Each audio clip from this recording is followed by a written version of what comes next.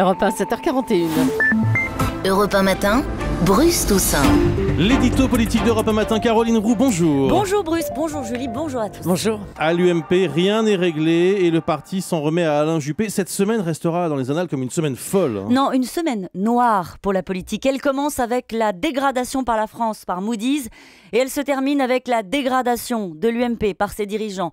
On invoque la justice à Paris pour décompter les voix. La justice convoque à Bordeaux l'ex-chef de l'État. La famille se disloque, cherche une autorité morale. Nicolas Sarkozy doit s'expliquer, lui, sur les accusations de financement occulte de sa campagne. En 6 mois, tout a basculé. Les ex-ministres prometteurs sont devenus des porte-flingues hystériques. Ils ont troqué la langue de bois contre l'insulte.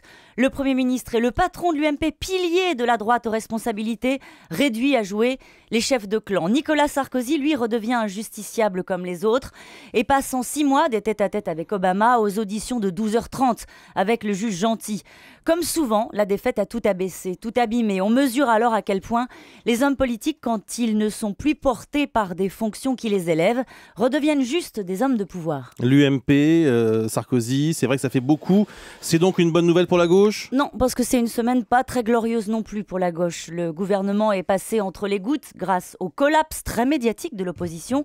Mais le pas de deux du chef de l'État sur le mariage pour tous a laissé des traces. Les socialistes ne sont plus tout à fait certains du volontarisme présidentiel sur un sujet pourtant tellement symbolique. Liberté de conscience pour les maires, égalité à géométrie variable, puis rétropédalage avec convocation en urgence des représentants d'associations.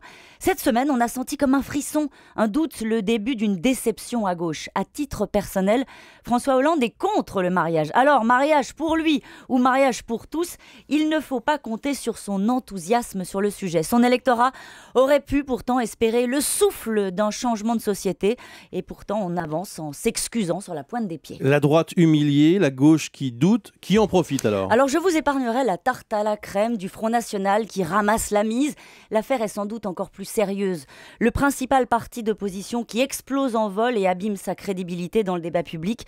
Dans une moindre mesure, le parti au pouvoir qui louvoie sur ses propres valeurs, qui montre si peu de conviction à faire partager son projet de société. Ce sont des épisodes qui ternissent encore l'image que la France a de ses élites, donc d'elle-même, et qui viennent alimenter un poison lent, le dépit. Merci Caroline Roux.